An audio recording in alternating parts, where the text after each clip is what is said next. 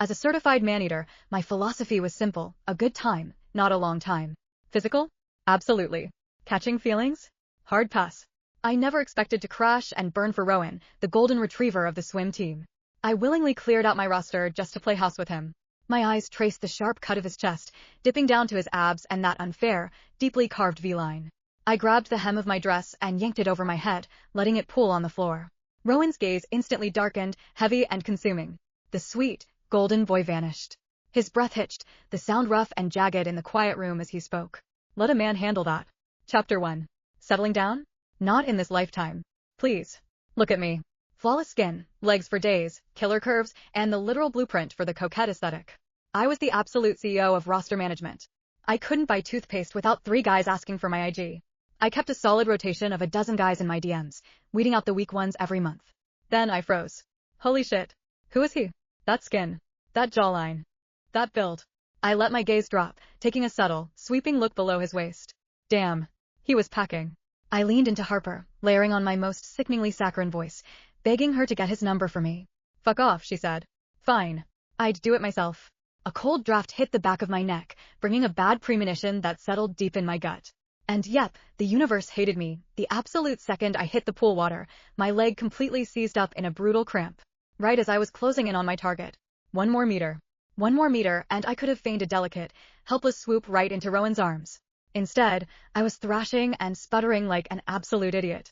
Right before I blacked out, I clawed frantically at the water until my fingers finally curled into fabric. Where's my catch? Where is he? I asked. Harper leaned into my line of sight, rolling her eyes so hard they almost got stuck. Your catch thought you were literally craving seafood.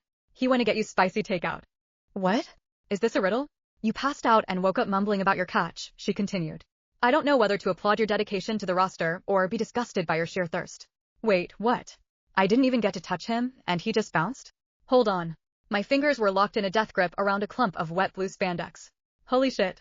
Are these swim trunks? Rowan's panicked face right before I went under flashed through my mind. Fuck. So here was the million-dollar question. How did these come off? And who pulled them? Shame. A minute earlier and he would have caught me hooking my bra. Now I was fully dressed. Tragic, really. Hi. Rowan stared firmly at the linoleum floor, refusing to meet my eyes as he shoved a takeout bag onto the bedside table and pivoted toward the door. Like hell I was letting him walk out. I stretched my long leg out, blocking his exit. You go to state, right? A dark flush crept up his neck. God, he was cute. Technically, I'm your upperclassman, I added. Maeve. Call me mommy. Huh? His head snapped up, staring at me, wide-eyed and lost. When it finally clicked that I was messing with him, the tips of his ears burned crimson. Oh, he was precious. I tapped a fingernail against the plastic bag. What did you get? It's from that famous spicy seafood place down the street. I thought you might like it. Jesus, this boy was going to be the death of me. I dug into the food, keeping my eyes locked on him the entire time. I deliberately dragged my tongue across my lower lip, tasting the spice. Damn. So tender. I loved it. Thank God this place used boneless fillets. With the way I was practically undressing him with my eyes, Rowan looked panicked enough to choke on a stray bone. I finished the last bite and let out a soft, satisfied sigh. I leaned back, looking up at him through my lashes. Thanks for this. I'm glad you liked it. It had been way too long since I'd played with a golden retriever this pure. I let out a soft, breathy laugh. I wasn't talking about the food. Then what? Chapter 2. I curled my index finger under his chin, tilting his face up as I let my voice drop into a soft, liquid purr. Take a wild guess. A dark, furious blush dragged up his clean-shaven neck, swallowing his cheeks. God, I hadn't even started playing dirty yet. He was so young, so fiercely out of his depth. A boy this pure was practically begging to be devoured whole. I closed the distance, letting the heat radiating off his skin hit me. A fine sheen of sweat gathered on the bridge of his nose, whether from the spicy food or the sheer proximity, I didn't care. He was gorgeous down to his pores. I'll take good care of you, I said, snatching up my phone and sliding into his contacts. What's your name, golden boy? Rowan. I tapped the tip of his nose, slipping my hand into his front pocket to fish out his phone and type my name in. Wifey. That's the only name you need to know. I leaned in and pressed a quick, claiming kiss to his lips. Marking my territory. I hadn't even unleashed a fraction of my playbook, and I already had him wrapped around my finger. Clubbing and shopping took a massive backseat. My newest obsession? Winding Rowan up just to watch him unravel. On our first official date, he waited downstairs. I took a dangerously long shower, swapped outfits 3 times, and perfected my makeup. A full hour ticked by, and my phone didn't buzz once with an impatient text. I stepped out of the elevator and instantly spotted him.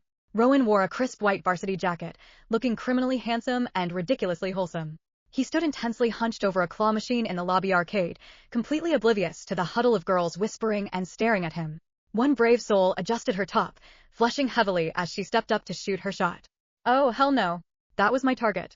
These college freshmen didn't stand a chance.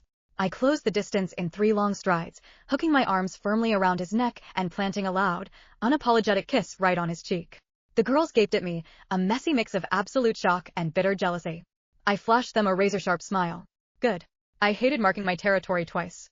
Rowan jolted, a deep red flushing the back of his neck as he reached into the prize chute and pulled out a small, plush white bunny. I just won this. For you. I gave his nose a playful squeeze, flashing my sweetest smile as I invaded his personal space. Winning a stuffed bunny is boring, Rowan. Catch me instead, and we can make babies. A collective gasp echoed from the peanut gallery.